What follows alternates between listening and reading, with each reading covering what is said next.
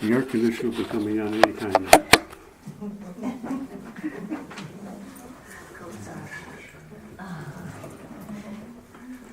When it gets this hot, the air conditioner knows it's going to turn on.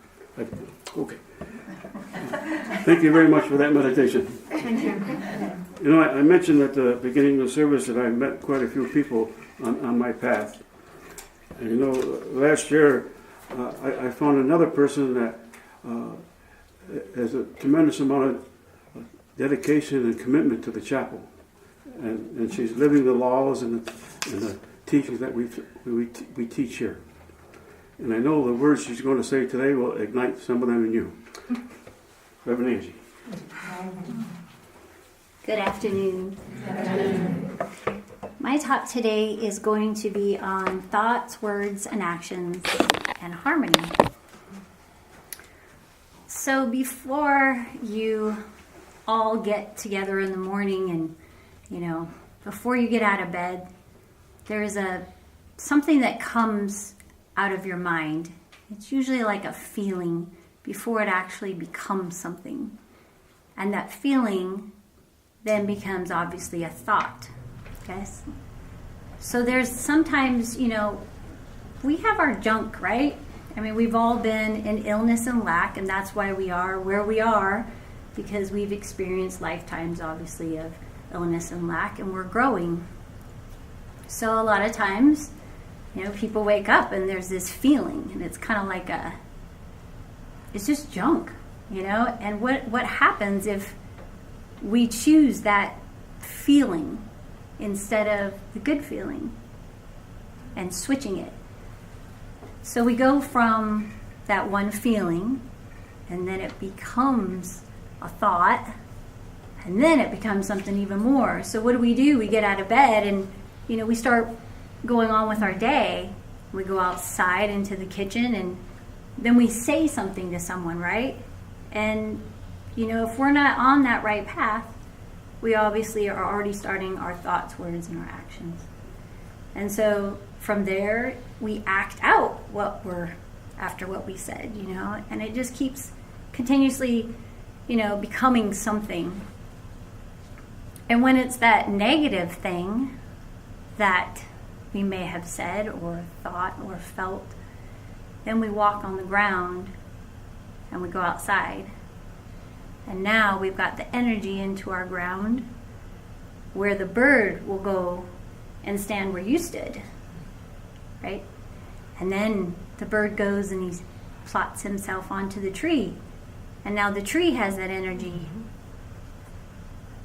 And then there's bees or lizards that might be on that tree, and then they go somewhere.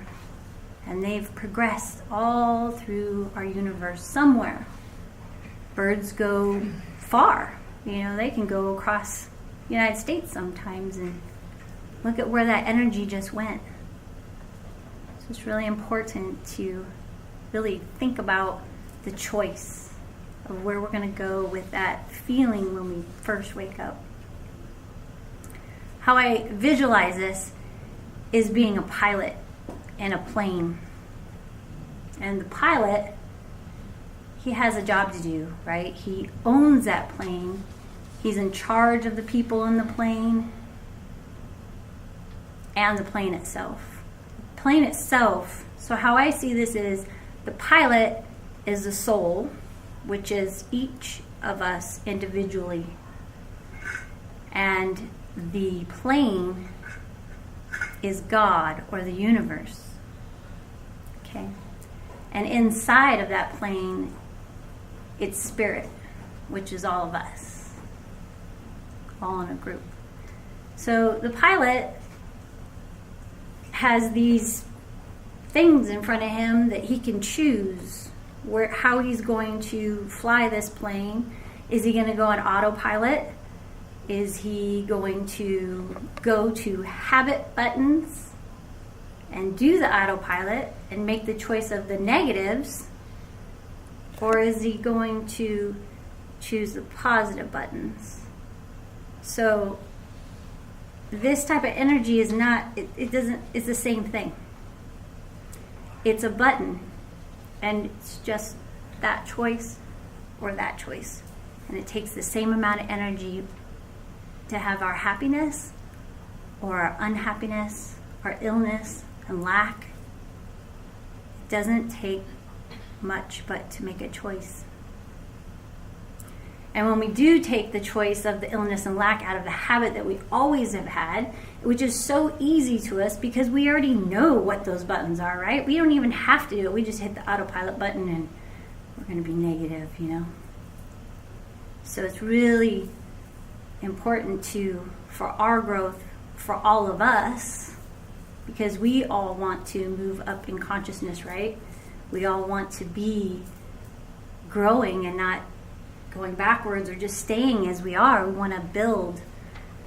So it's really important for each one of us, not one, to be, concerned with what are they involving themselves in or bringing to this earth.